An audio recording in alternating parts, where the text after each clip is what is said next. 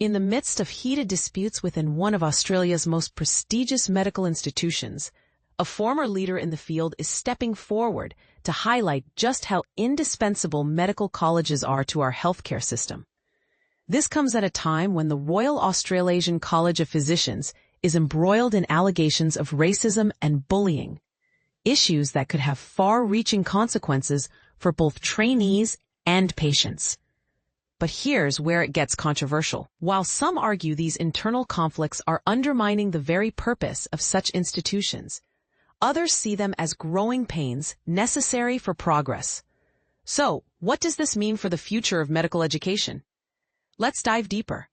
Medical colleges play a life-and-death role in shaping the quality of care we receive.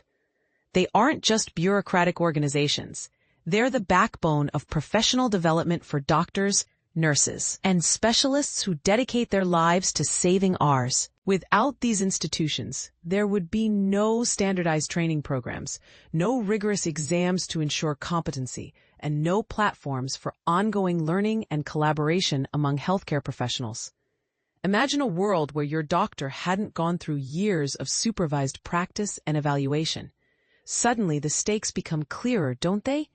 But let's talk about something many people overlook: the human element behind these institutions. Medical colleges don't just teach clinical skills. They also instill values like empathy, ethics, and teamwork. These qualities are critical, especially when dealing with complex cases or emotionally charged situations. For instance, consider a surgeon preparing for a high-risk operation. It's not just technical expertise that matters.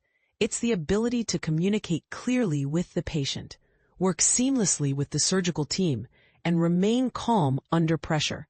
And guess what? That's all cultivated during their time in medical college. Now back to the drama unfolding at the Royal Australasian College of Physicians. Allegations of racism and bullying raise serious questions about whether these institutions are living up to their ideals. Is it possible for an organization tasked with fostering excellence in medicine to fail so profoundly in its treatment of members?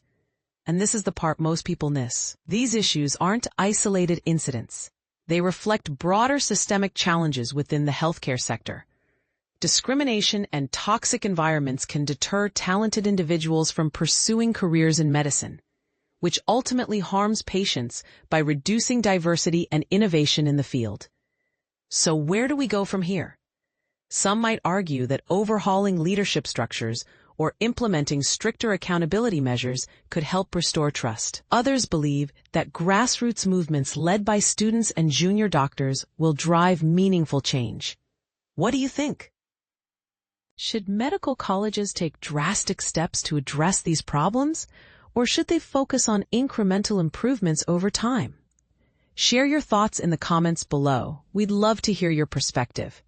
By the way, if you're interested in staying informed about topics like this, subscribing to a reliable news source can make all the difference. With unlimited access to expert analysis, daily puzzles to keep your mind sharp, and even complimentary access to publications like the Wall Street Journal, you'll never run out of ways to stay engaged. Whether you prefer reading on your phone, tablet, or the good old-fashioned printed paper, delivered right to your door, there's an option tailored to fit your lifestyle.